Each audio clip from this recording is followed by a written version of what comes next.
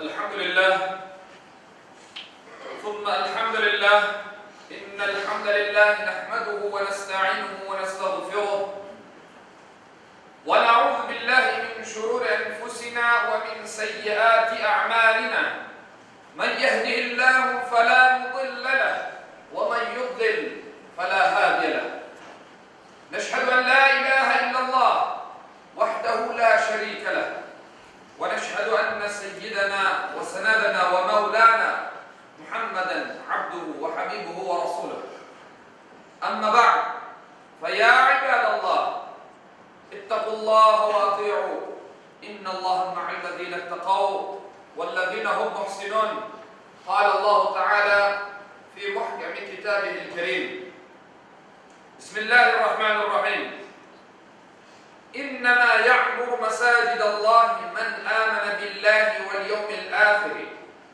وأقام الصلاة وآتى الزكاة ولم يخش إلا الله فعسى أولئك أن يكونوا من المهتدين صدق الله العظيم.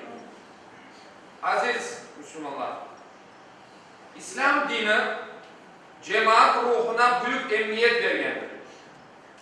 Toplumun bulungan yerde rahmet, nimette bereket, ibadetinde zevk ve sevabında artkaçlık vardır. Bunun için 5 vakit namazının cemaatle eda etiliği 27 kat sevap kazandırır. Namazın toplu halde eda edilmesi için camiler kurulgandır. Yeryüzünde ilk kurulan cami Mescid-i Haram'dır.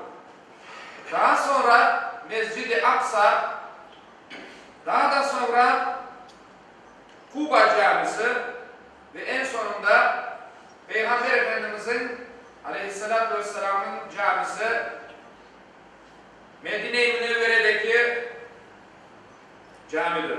Camiler bir memleketin İslami muhrudur. Camiler günde 5 kere bizni Allah'ın huzurunda toplanan mukaddes ibadet yerleridir. Camiler bu topraklara ait olganımızı bildirgen tarihi vesikalardır. Ecdadımız asırlar boyu bu topraklarda yaşagandır.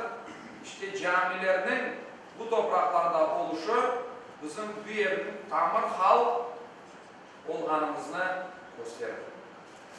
Hutbenin başında okuğanın ayette Allah-u Teala buyurmakta ki Allah'ın mescitlerini yalnız Allah'a ve ahiret gününe iman etken, namazını dosdoğru kılgan, zekatını vergen ve Allah'tan gayrı kimseden korkmayan kimseler abadanlaştırır.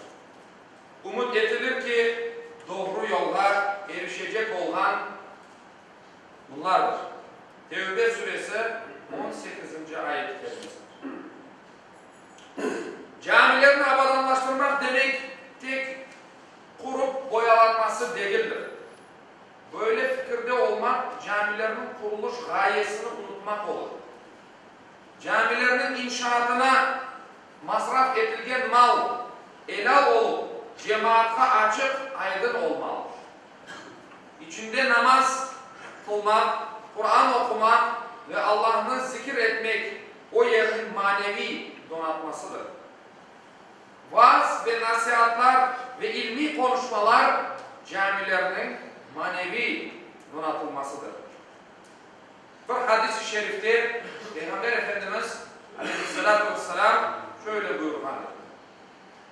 Kim Allah'ın rızasını dilep bir cami kurar ise Allah da cennette ona benzerini yapar. Yani Allah-u Teala o insana cennette bir ev yapar.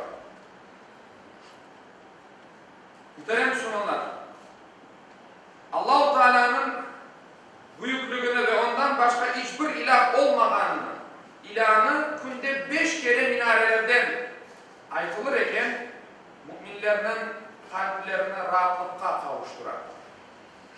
Peygamber Efendimiz Aleyhisselatü Vesselam onun için birinci olan müezzinine Bilal-i Habeşi'ye ezan okumazdan o güne deyirdi ki erihna ya Bilal, ey Bilal bizlerini rahatlat, gönüllerimizni rahatlat deb emreteydi.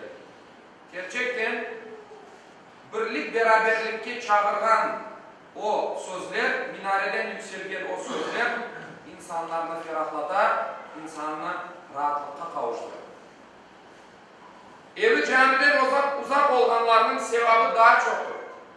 Resulullah Efendimiz Cuma ertesi günü bazı vakit yürüp, bazı vakit bir mine üstünde Mescid-i Kuba camisine işte barip ibadetinden meşgul olaydı. Bu sünnetke uymak maksadıyla Abdullah İbn Ömer de bu şekilde amel ederdi. Hazreti Ömer radıyallahu anh bir kere degen ki mescitler yani camiler Allah'ın evleridir. Namaz kılgan bir mümin de o yerinin ziyaretçisidir. Ziyaret olungan ziyarette kelgenliğe elbette ikram edecektir de buyurdu. Yani bizler caminin misafirimiz, caminin cemaatimiz. Bir misafirlikke varganımızda bizlerge bir ikram edilir. Kahve çay koyarlar en azından. Camiye kelgen insan Allah tarafından o mükafatını, o sevabını elbette ki alacaktır. İçi cemaatsız camiler boynu bükük, oksuz ve gariptir. Kafesinin kıymetini bülbül ortaya koyganı gibi caminin kıymetini de cemaat ortaya koyar. Mescid-i Haram, Mescid-i Nebi ve Mescid-i Aksa'nın dışında namaz kılmak için yola çıkılmaz. Çünkü camilerin değeri hepsi birdir. Dağ başındaki bir ufak koy camisinde kılınan namaz, merkez camisinde kılınan namazın sevabından bir farkı yok. Tek fark ne, hayırda olabilir? İşte merkez camilerinin cemaati daha kalabalık olur. İşte fark bu yerde olabilir. Ama bina olarak, bir cami olarak merkez camisi olsun, koy camisi olsun hiçbir farkı yoktur.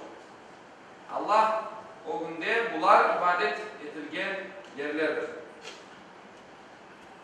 Hürmetli dindaşlarım, cemaatinin dikkat etmesi gerek olan hususlar var. Camiye gelgenimizde urbamız yağlı, paslı ve pis olmaması gerek. Çoraplar tertemiz olacak. Bizler yaz mevsiminde bulunmaktan dışında. Bu pek mühimdir. Dinimizin temel hususlarından, esaslarından biri de temizliktir. Bir camiye gelgenimizde bir yeri toplu yerdir. Yani cemaatin yeridir.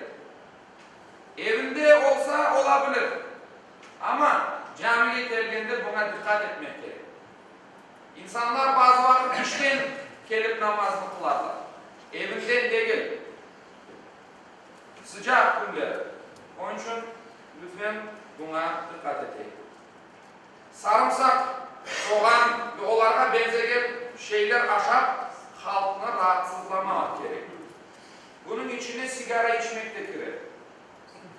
O da koku yapar. İnsanlar sigara içkenlerini işte ne kadar yaramaz bir şey yapanlarını ayırmak o bir tarafta dursun. Caminin cemaatini de rahatsızlıkta sokmak, yani rahatsız etmek kimseye öyle bir hak verilmedi. Onun için buna dikkat etmek gerekir. Peygamberimizin tavsiyelerinden. Cemaatinin omuzlarından atılıp onlarını rahatsız edip oraya geçmemek gerek. Gelgen cemaat tapkan yerde oturur. Elbette ki Peygamberimizin bir hadis-i şerifinde aytılar, sizler birinci saftan namaz kılmanın sevabını bilseydiniz diye Peygamber.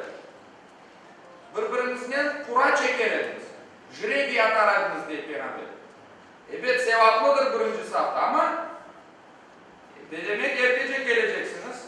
Birinci safta yer alacaksınız.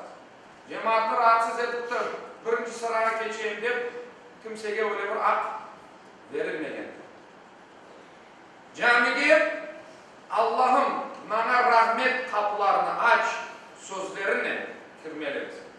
Allahümme ftah aleyye ebvab rahmet. Bana rahmet kapılarını aç deyip camiye girmek gerekir. Eğer 5 vakit namazdan başka vakitte camiye girsek, kiraat vakti değil ise, bu pek mühimdir, 2 rekat nafile namaz kılmalıyız. Kiraat vaktinde namaz kılınmaz. Farz namazının dışında. Kiraat vakti kirgen olsa kelime-i tevhid, tesbih ve salavat gibi bir şeyler okumalıyız. Camide yer için münakaşa etmemek gerek ve namaz kılanların o günden geçmemek gerek. Peygamberimizin bir hadis-i şerifinde aytılğanı gibi, eğer de Peygamberimiz sizler namaz kılgan bir adamın o günden geçmekinin ne kadar yaramay bir şey olganını bilseydiniz, 40 beklerdiniz diye. 40. Yani kesretten kinayedir bu. Çok beklerdiniz diye. Ne kadar yaramay bir şey olganını bilseydiniz. Onun için buna da dikkat etmeliyiz. Namaz kıldıkta Allah'ın görgen gibi ibadet edip dünyaya bak ve sevgisini yürekten çıkarmaya çalışmalıyız. Yani bizler Allahu Ekber tekbir aldığımızda bütün dünya bizim arkamızda kalması gerekir. Ve tek Allah'ını düşünmek gerek ve namazımızı düşünmek gerekir. Allah-u Teala cümlemizge daha evvel aytganımız gibi camilerinin kurulmasını topraklarımızda nasip eylesin. Camilerimiz kurulsun, minarelerimiz yükselsin, camilerimiz dolsun, hayırlı evlatlar yetiştireyik ki o camiler dolsunlar inşallah. Birlik, beraberlik içinde böyle güzel günlerde her daim konuşmaya Allah-u Teala bizleri kısmet etsin. Ve ahiru da'vana enelhamdülillahi rabbil alemin. Ela inne ahsanel kelam ve abda'an nizam. Kelamullahil malikul azizul allam. كما قال الله تبارك وتعالى في الكلام وإذا قرئ القرآن فاستمعوا له وأنصتوا لعلكم ترحمون. بسم الله الرحمن الرحيم. إن الدين عند الله الإسلام. صدق الله العظيم.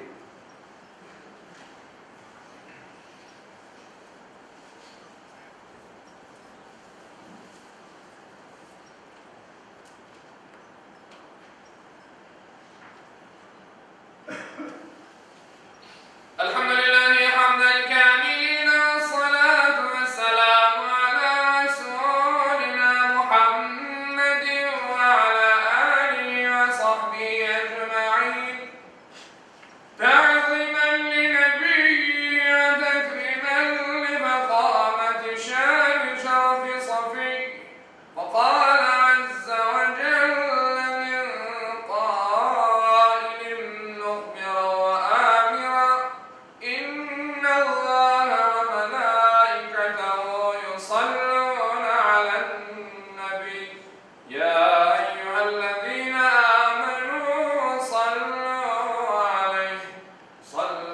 عليه وسلموا تسليما. اللهم صل على محمد وعلى كما صليت على إبراهيم وعلى آل إبراهيم إنك حميد مجيد. اللهم بارك على محمد وعلى آل محمد كما باركت على إبراهيم وعلى آل إبراهيم إنك حميد مجيد. اللهم وارض عن الأربعة الخلفاء سيدنا أبي بكر وعمر وعثمان وعلي ذوي الصدق والوفاء وعن الأنصار والمهاجرين والتابعين إلى يوم الجزاء وعن كافة المؤمنين والمؤمنات والمسلمين والمسلمات الأحياء منهم والأموات بفضلك ورحمتك إنك سميع قريب مجيب الدعوات. عباد الله إن الله يأمر بالعدل والإحسان وإيتاء ذي القربى وينهى عن الفحشاء والمنكر والبغي يعظكم لعلكم تذكرون ولذكر الله أكبر